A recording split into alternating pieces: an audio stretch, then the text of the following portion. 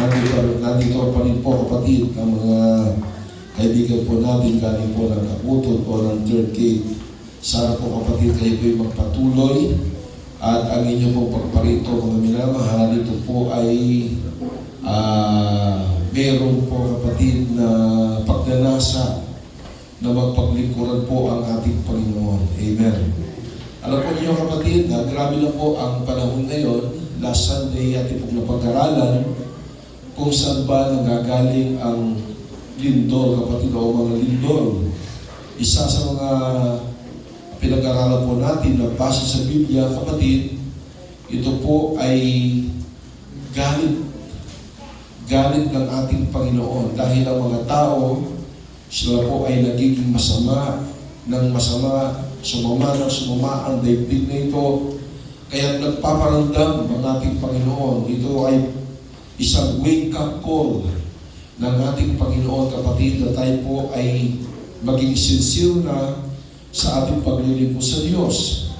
Mga minamahal, nung last week, niyanig po ng napalakas na lindol ang Visayas at Cebu in particular, kung daw po nagamatay. At yun po yung napag-aralan po natin kapatid. Tinapik ko po mga minamahal yung topic po natin nung last Sunday. At ilang araw lang po kapatid ang nakalipas, ito na po Davao kapatid. At kahapon, diyan din po ang Sambales at naramdaman din po ng Pampanga. At alam po niya kapatid sa ibang bansa, 8.3 magnitude mga minamahal ang naramdaman po ng mga ibang bansa. Kapatid, ang bagay nito, itong lahat na nangyayari ito po ay nasa banal na kasulatan. Praise God. Kung ating babasahin mga minamahal, ang sabi po ng banal na kasulatan, pero hindi po ito ang ating topic. Sa Matthew chapter 24 verses 1 up to 8 mga minamahal, ito po ay karagdagan lang po, ito po ay introduction ng ating topic sa araw po ito. Sabi po dito mga minamahal, lumabas si Jesus sa templo at paalis na nang lumapit sa kanya ang mga alagad niya upang ipakita sa kanya ang mga gusali ng templo. Ngunit siya'y sumagot at sinabi sa kanila, hindi ba ninyo nakikita ang lahat ng mga bagay na ito? Katotohanang sinasabi ko, walang matitira na isang bato rito na nasa ibabaw ng ibang bato na hindi ibabagsak. So isabihin kapatid, wala nang makikita balang araw ng mga building o bato na nakapatong sa kapabato na hindi ibabagsak ng ating Panginoon. Samantalang siya nakaupo sa bundok ng mga olibo, lumapit sa kanya ng sarilinan ang mga alagad na nagsasabi, sabihin mo sa amin, kailan mangyayari ang mga bagay na ito at ano ang tanda ng iyong pagdating at ng katapusan ng panahon? Sumagot si Jesus at sinabi sa kanila, mag-ingat kayo na huwag kayong mailigaw ng sinuman sapagkat marami ang darating sa aking pangalan at sasabi, ako ang Kristo at ililigaw nila ang marami. At makakarinig kayo ng mga digmaan at ng mga balibalita ng mga digmaan. Mag-ingat kayo na huwag kayong mangamba sapagkat kailangan mangyari ito subalit hindi pa ito ang wakas. Sapagkat maglalaban ang bansa laban sa bansa at kaharian laban sa kaharian, magkakaroon ng tagutong at mga lindol sa iba't ibang dako. Ngunit ang lahat ng mga ito ay pasimula lamang ng matinding paghihirap. Pagkatapos ay ibibigay kayo sa pagkapigatian at kayo papatayin at kayo kapupuotan ng isa mga bansa dahil sa aking pangalan. Maraming tatalikod, magtataksil at mapupuot sa isa't isa. Maraming bulang propeta ang liligaw at ililigaw nila ang marami. Dahil sa paglaganap ng kasamaan ng pag-ibig ng marami ay lalamig. Mga minamahal, ito po kapatid isa sa mga tanda ng pagparito ng ating Panginoon. Isinalisay ng ating Panginoon ang bagay niya, magkakaroon po ng lindol sa iba't ibang bahagi ng daigdig na ito magkakaroon kapatid ng mga digmaan, bansa laban sa bansa, kaharian laban sa kaharian, kingdom against kingdom, nation against nation, mga minamahal. Pero sabi ng ating Panginoon, hindi pa ito ang wakas. Bakos ito pa lamang ang pasimula ng kahirapan ng minamahal. Kaya po kapatid, ang mga tao ay nangangamba. Ngayon po, kung minamahal, ang dami po ng mga nagpopropesiya, kapatid. Ngayon po akong napanood kagabi, kung ito, kapatid, ay mangyayari, mga minamahal, ito'y nakakatakot. Pero mga minamahal, huwag po kayo mag-alala. Totoo man to o hindi, mga minamahal, huwag po tayo mag-alala. Mga minamahal, manalig po tayo sa ating Panginoong Jesucristo at hindi po tayo pababayaan ng ating Panginoon. Amen. Pagbilasin po sa Lord.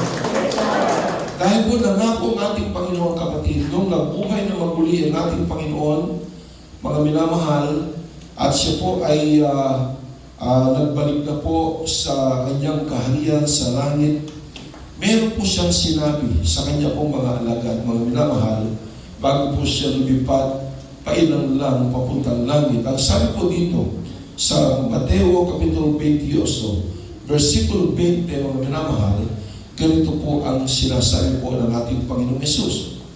At turuan silang sundin ang lahat ng mga bagay na inutos ka sa inyo. At narito, ako'y kasama ninyong palagi hanggang sa katapusan ng panahon. Amen? Hallelujah! So mga minamahal, anuman po ang mga plagues na yan, anuman po kapatid, ang mga nakikita po natin yan, kapatid, huwag po kayong mag-alala. Ang sabi ng ating Panginoon, hindi po tayo pababayaan ng Diyos dahil, kapatid, ang Espiritu Santo ng ating Panginoon, ito po ay kanyang iniwan para po sa atin, kapatid. At siya po ngayon ay ating kapiling kasama. Siya po ay narito sa ating pong mga puso, mga minamahal, ang Santong Espiritu ng ating Panginoon at nangako ang Diyos. Ang sabi po niya, I will never leave thee nor forsake thee. Amen? Amen. Hallelujah. Praise God. Kaya po mga minamahal kong kapatid, tayo po ay manatili sa ating paglilingkod sa ating Panginoon. Ito po, mga minamahal, ay mga paalala ng Diyos upang tayo po ay magpakainit na sa paglilingkod sa ating Panginoon. Hindi po natin alam kailan po tayo mamamatay. Mamamatay tayo lahat, kapatid. Pero lang po yung datna ng Panginoon sa kanyang pagparito, sa rapture of the church, meron pong nangabubuhay na nangatitira na sila po'y kukunin buhay ng ating Panginoon. Pero ako po, kapatid, ay naniniwala, mga minamahal, hallelujah, na tayo lahat ay dadaan pa sa kamatayan. Kaya po, mga minamahal, ang ating pong pag-aaralan, kapatid, ito po ay nasa banal na kasulatan na sulat ni Pablo sa mga taga-Kolosas, Kapitulo 2, versikulo 6 hanggang 7, mga minamahal, or Colossians chapter 2, verse 6 up to 7. Ang sabi po dito, kaya kung paanong tinanggap ninyo si Kristo Jesus na Panginoon, ay lumakad kayong gayon sa Kanya, na nakaugat at nakatayo sa Kanya at matibay sa pananampalataya gaya ng itinuro sa inyo na sumagana sa pasasalamat. Sa wikang English, brother yon, dito po natin kukunin ang ating pamagat, kapatid. As ye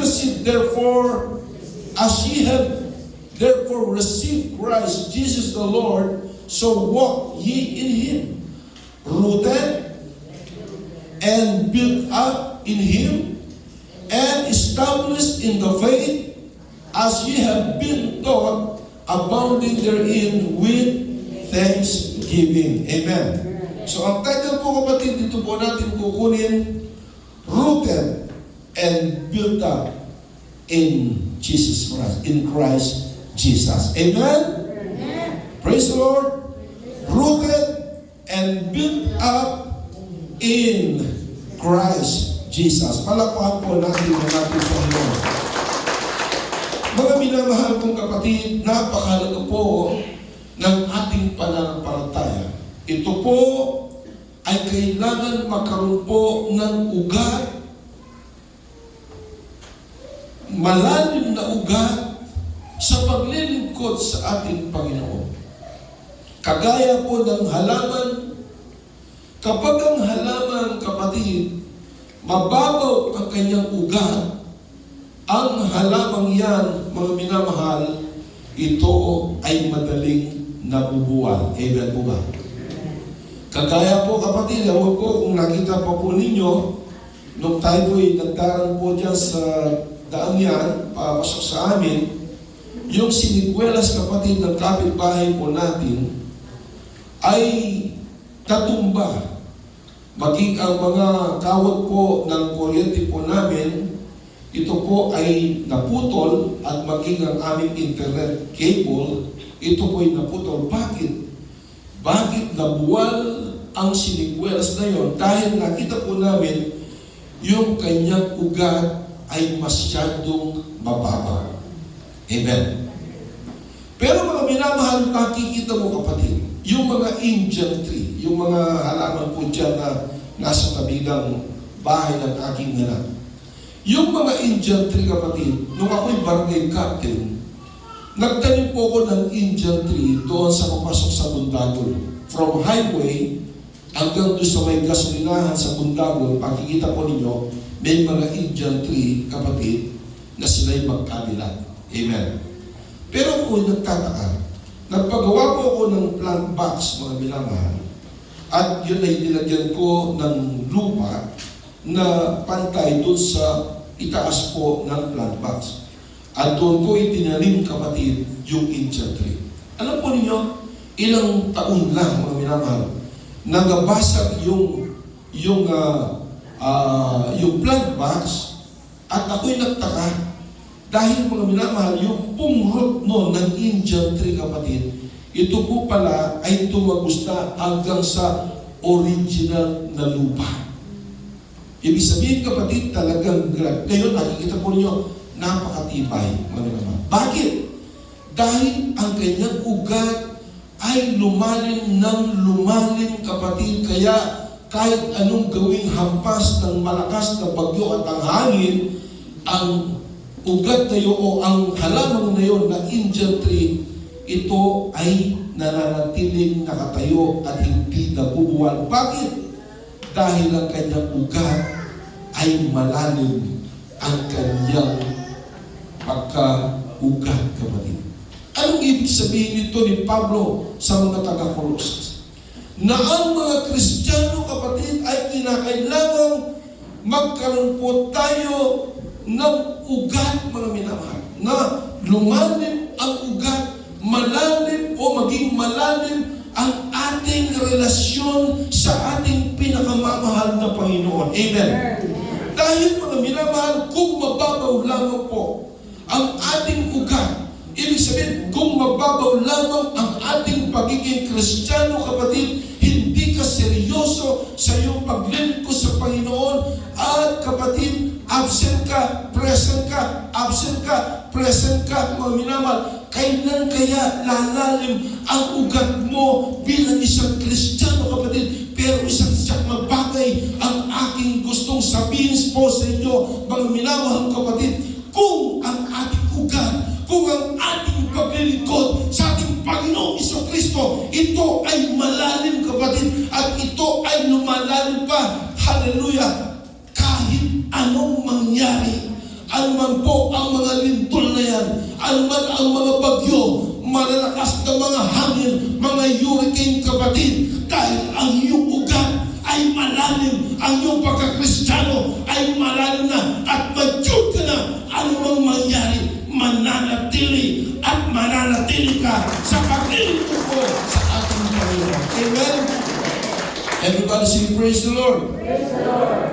At alam mo po, kapatid, sa English na, brother yan, Colossians 2:7, ang sabi po, kapatid, hallelujah, rooted and built up in Him. Rooted. Napag-aralan po natin. Built up. Parang building, kapatid. Ang building, mga minamahal, kapag ng mga haligi po niyan, kapatid, ito ay matatag o mahina? Matatag. Kapag ang building, kapatid, ito po ay maganda ang kanyang pagkakagawa, sobradong matatag. Pero kung ang building na yan, mga minamahal, ito po ay nakapundasyon lamang sa isang mahinang lupa o pundasyon o buhanginan, ang mangyayari niyan, kapatid, mahina ang building na yan. Amen po ba? Pero kapag ang building na yan, ang sabi ko nga, kung ito ay maganda ang kanyang pagkapundasyon, malalaki ang kanyang mga bakal, siguradong matatag po yan. Ganon din daw po, kapatid, ang sabi ni Pablo, sa mga Kristiyanong naglilingkod sa Diyos, kinakailangan po na maging malalim din ang ating pundasyon, kapatid, upang maging matatag po tayo. Amen po ba? At kanino dapat tayo nakapundasyon? Nakapundasyon pa dapat tayo sa mga relihiyon, kapatid. Nakapundasyon pa po tayo sa mga santos, sa mga santita, kapatid. Ang ating bang paniniwala ay dapat nakapundasyon sa ating kapatid na si Maria, na ngayon ay ginagawa rin Diyos, kapatid. Dinadalanginan si Maria. Mga minamahal, si Maria, siya rin po ay taong kagaya natin na normal. Amen? Siya rin po ay nananalangin sa Diyos. At kailanman sa Biblia, kapatid, hindi po siya tinawag na nanay ng ating Panginoon. Bagkus ang tawag sa kanya ng Panginoon, babae, woman. Dahil siya'y ordinaryong tao lamang, kapatid. Pero minsan, may mga tao nakakalungkot, kapatid, na imbes na tawagin ang ating Panginoong Jesucristo kung sino-sino ang tinatawagan. Amen po ba? Kaya po mga minamahal, kapag lumilindol, ang dapat mong tawagin ay hindi yung kabayo. Amen? Kasi pag nabigla, ay kabayo. Di ba? Pag tinatawagan mo yung kabayo. Amen? Pag nabibigla ka, meron mo rito, ay kabayo, ay kabayo. Pero mga minamahal, hallelujah, ang sabi ng banal na kasulatan, kinakailangan meron kang matatag na pundasyon at alam mo kung sino ang dapat mong tawagin, kapatid, sa oras ng problema, sa oras ng kabagabagan, sa oras, kapatid, ng mga paglindol. Hallelujah! Wala kang ibang tatawagan kundi ang ating Panginoong Jesucristo lamang, dahil ang Diyos lamang ang siya pwedeng mag-ingat sa bawat isa sa atin. Amen? Everybody say, praise the Lord. Mga minamahal, sanayin po ninyo na sisigaw kayong palagi ng hallelujah, praise the Lord. Everybody say, praise the Lord. Praise the Lord. Everybody say, hallelujah. Hallelujah. Mga minamahal, kapag lumilindol, kapatid, hallelujah, sabi ko nga po, yan po ay isang mensahe na binibisita tayo ng Panginoon o minsan nagagalit ang Diyos. Kaya dapat, mga minamahal, imbes na kabayo, mga minamahal, ang sabi mo, hallelujah, praise the Lord. Lord, hallelujah, Jesus, hallelujah, Lord Jesus. Mga minamahal, sa iyong pagbanggit ng hallelujah, praise the Lord, in Jesus' name, mga minamahal, pag-iingatan ka ng ating Panginoon dahil tinatawagan mo ang Diyos. Amen? Everyone say, praise the Lord. Isang araw, mga minamahal, kami po ay nagpunta po sa Subic. January 1 pa yata yun, o yun. Nandun kami sa Pong Hotel. Nasa ilang floor tayo? 8th floor yata. 5th floor. Biglang lumanig. malakas. Mga minamahal, dahil sa doon lugar, dahil narito sa puso po natin, mabibigla ka kahit na nagmamalayo ka, kapatid, kapag mayroong biglang tumawid, hallelujah, praise the Lord. Kapag natisod ka, hallelujah, praise the Lord. In Jesus' name, may kapangyarihan ng pangalan ng ating Panginoon. Amen. Mayroon pong kapangyarihan sa pangalan ng ating Panginoon Jesucristo. Mayroon kang kapangyarihan, kapatid. Yan ang pangako ng Panginoon. Kaya po mga minamahal, sa kagalangan po ng isang kapatiran po natin, nung siya hinahabol po ng mga aso, dahil palaging narinig yung hallelujah, praise the Lord. Nung hinabol ng aso, manigas ka sa pangalan ni Jesus. Hindi nanigas. Hinabol pa rin. Kumuha ng kawag ng kahoy, pinapapalo yung aso.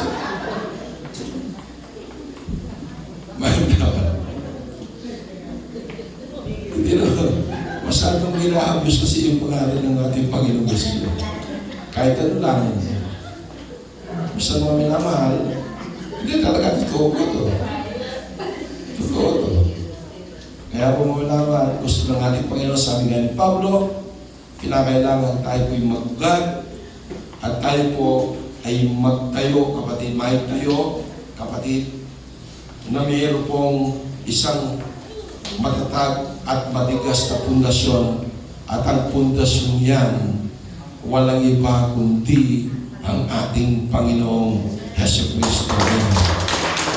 Everybody praise the Lord.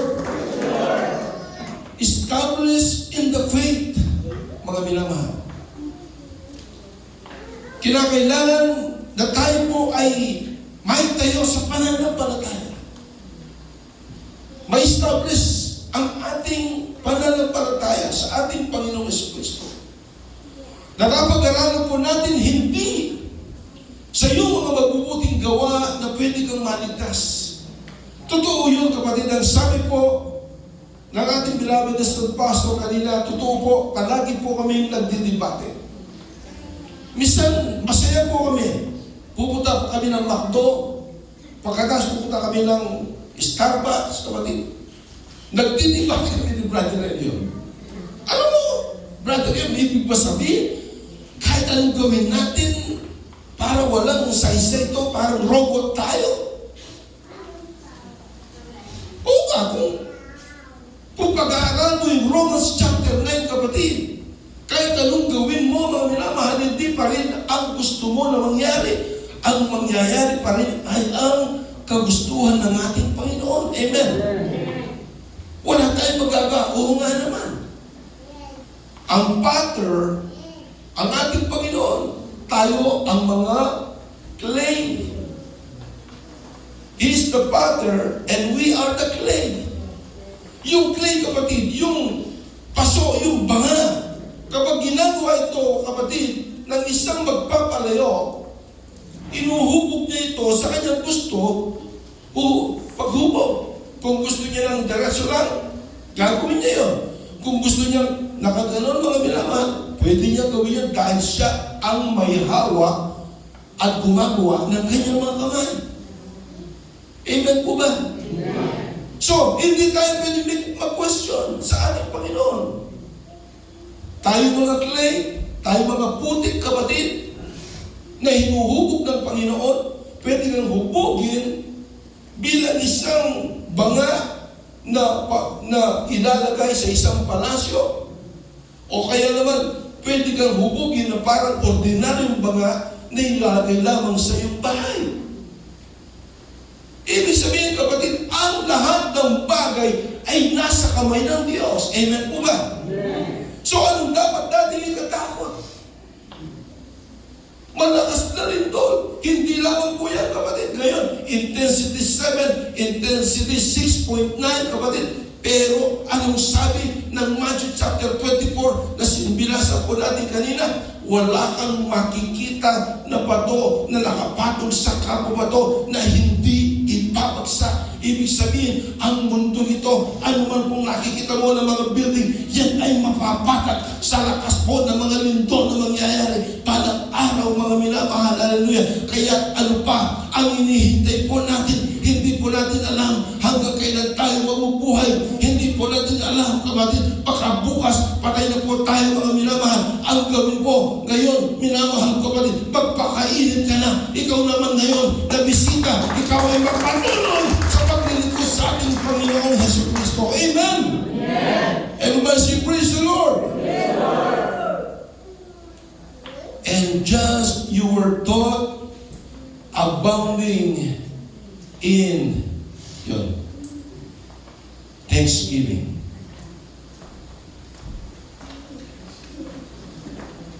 Parang din tayo magpasalamat, amen?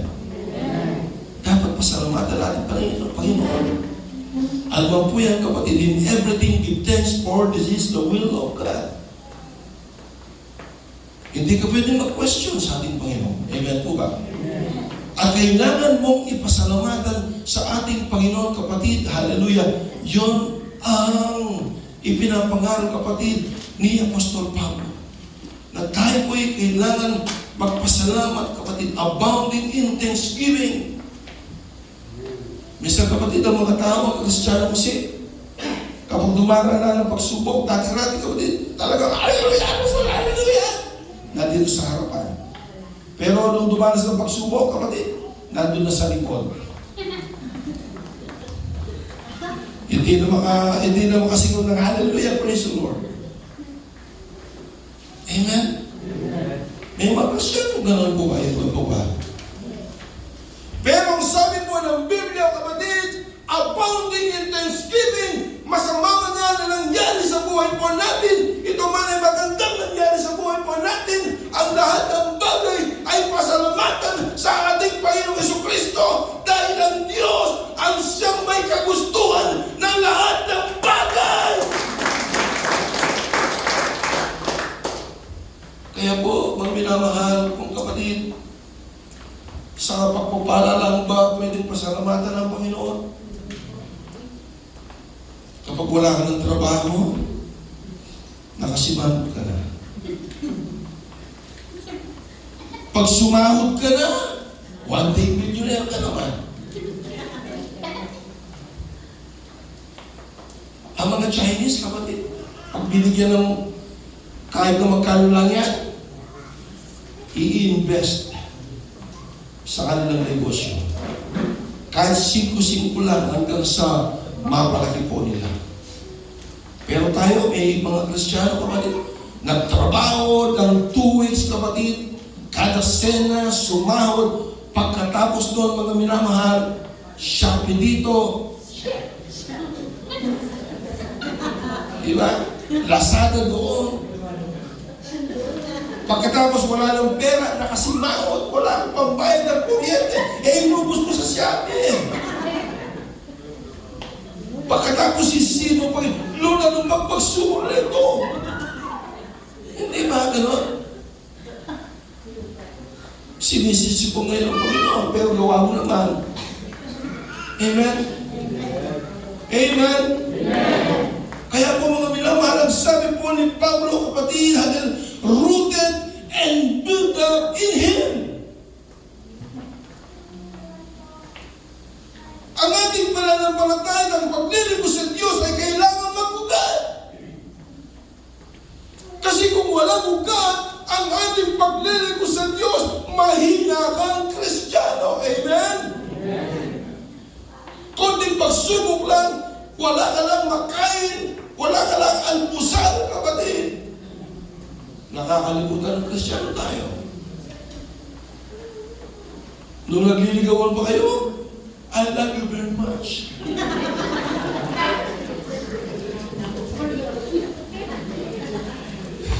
Diba? Nung nag-idol na kayo, sa hirap at ginhawa, mamahalin pa rin kita. Pero nung wala ng trabaho si Mister, flying saucer na yung mga plato. Nasa yung hirap at ginawa. Amen po ba?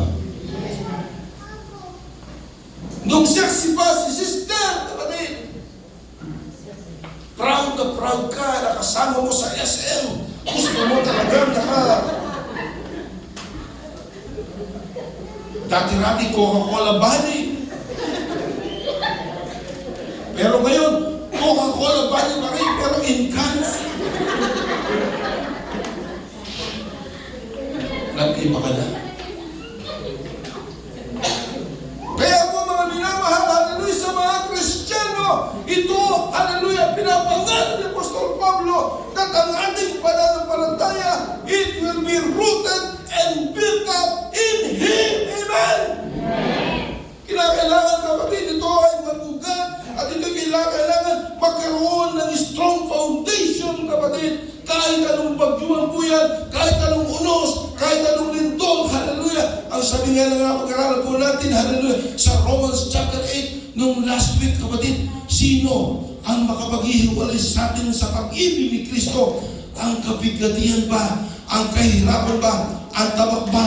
Ang paghihirap ba? Hallelujah.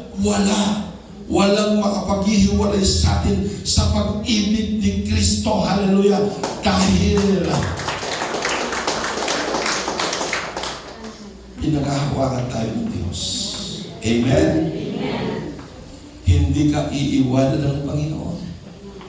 Kapag tunay kang Kristiyano na tinawag ng Diyos before the foundation of this world.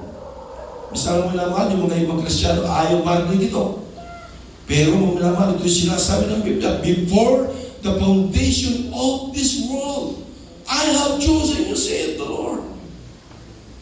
Ibig sabihin, mga minamahal, hindi pa man ipinanganak o hindi pa man ginawa ng Panginoon si Adan at si Eva, ay pinili ka na ng Diyos. Imagine that. Alam na ng Diyos kung sino ang aaten po rito. Alam na ng Diyos, mga minamahal, hallelujah, na si Sister Michelle ay palaging nandiyan, ako po dyan. Hindi po ba? At alam ng Diyos, kapatid, hallelujah, na si Brother Roger ay makakasama natin dito. Kasi tinawag siya ng Panginoon. Tinawag po tayo lahat ng ating Panginoon. Amen. At tayo tinawag hindi po sa magagandang pananalita. Ang sabi nga ni Pablo, kapatid, hallelujah, sa 1 Corinthians chapter 2 verse 4, mga minamahal, my preaching and my teaching was not with enticing words of man's wisdom, so that your faith should not stand in the wisdom of man, but in the power of God. Ang aking panalita, ang sabi po niya, hindi sa mapanghikayat na pangaral o mapangakit na salita ng karunungan. Hindi po ako, kapatid, ang nag-convert po sa inyo. Amen po ba? Amen. Hindi po ako. Kahit anong gawin ko rito, kapatid, kahit mahiga pa ako rito, umiyak pa ako rito, at pagsipasip pa ako rito, at lilipad yung sapatos ko rito, hindi yun ang makapagliligtas sa inyo. Amen? Amen. Hindi po sa panghikayat, not with enticing words of man's wisdom. Hindi po yun. Dahil kapatid, ang sabi po ng 2 Corinthians chapter 4 verse 4, anong sabi po dito ng minamahal? Sapagkat 2 Corinthians 4:4. Ano po sabi ko din? Sa kanilang kalagayan, binulag ng Diyos yung letter D, small d. Diyos ng sanglibutan. Sino yun? Si Satanas po to. At binulag ng Diyos ng sanglibutan ito ang pag-iisip ng mga hindi mananampalataya upang huwag nilang makita ang liwanag ng Ebanghelyo ng kalugatan ni Kristo na siyang larawan ng Diyos. Yun, mga kapatid. Kaya kahit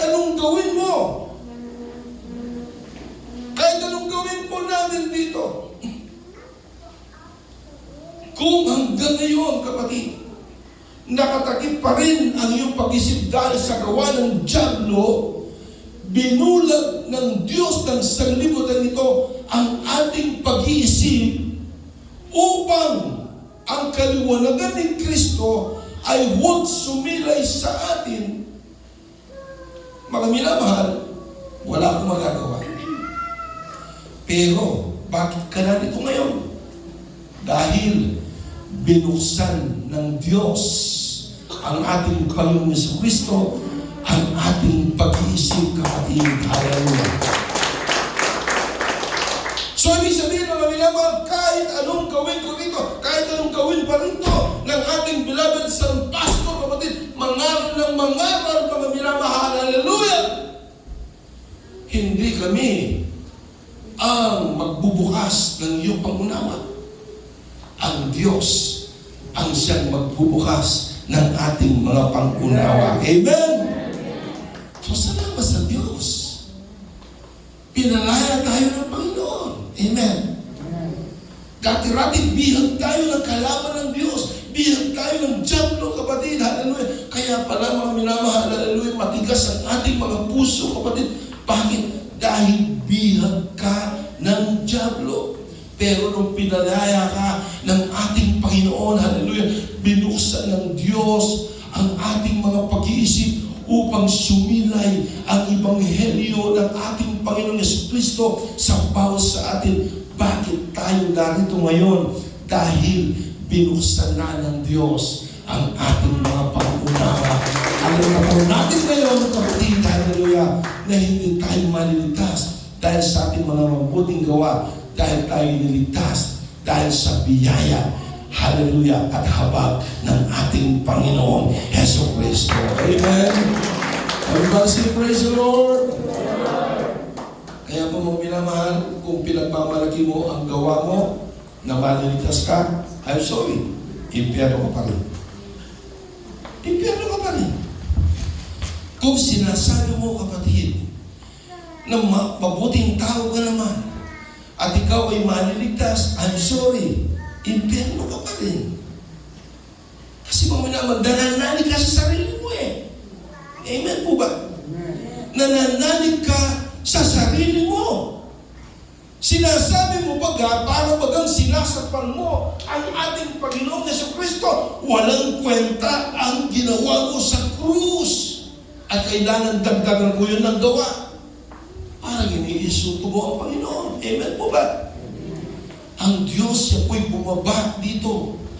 Nagkatawang tao ko siya upang ikaw, ako, tayo lahat ay iligtas ng ating Panginoon dahil alam ng Diyos. Hindi po natin kayang iligtas ang ating pong mga sarili. Amen? Kaya po mga minamahal, ang sabi po kapatid ng 1 Peter naman na tayo po ay sumagana sa grasya, sa biyaya ng Panginoon. Amen? Sumagana po tayo kapatid. Hallelujah! Na, okay, mga minamahal, meron po tayong bisita rito. Gusto ko lang pong linawin ito. O Brother Noel, ibig sabihin, hindi naman sa mabuting gawa. At narinig ko kanina kay isang pastor na hindi sa mabuting gawa. Kung hindi ka pinili ng Diyos, wala ka rin kaligtasan. Mga minamahal, baka sabihin po ninyo, contrast yun. Hindi po kapatid. Nasa mitad po yan. Hindi dahil sa ikaw ay nasa biyaya ng Panginoon, ikaw ngayon ay magkakasala. Ang sabi ng ating Panginoon, if you love me, keep my commandments, ang sabi ng Panginoon. Ano ba ang commandments ng Panginoon? Ano ba ang utos ng Diyos? Na tayo po ay sumunod sa kalooban po niya. Amen? Kasi tayo po ay tumanggap na po ng biyaya. Nakilala po natin ang ating Panginoon. Kasi kapatid, kung hindi ka pa nakakilala ng Panginoon sa Panginoon, palagay mo ba? Makakasunod ka ba sa kalooban ng Panginoon? Hindi po. Pero dahil tayo po ay mayroon ng Santong Espiritu, kapatid, kaya po tayo nakakasunod sa kalooban ng ating Panginoon. Ginagay po tayo ng Santong Espiritu. Amen? Everybody say, praise the Lord! So nakukuha kapatid, pinag-aaral po natin. Rooted and built up in Him. Magbugat po tayo, kapatid, at tayo po mga minamahal ay tumayo sa isang matatag na pundasyon sa ating Panginoong Jesucristo. Amen? Tayo po ay rooted na, past tense na, kapatid. Build up na. Established na. At ano po, abounding in thanksgiving. Mga minamahal, yung pong apat na yun, kapatid, tandaan po ninyo ito, mga minamahal. At ano po ba ang kaligtasan? Hindi po sasabihin lang po ninyo, Lord, I'm sorry. Hindi po yun. Lord, patawarin mo ako. Hindi po yun.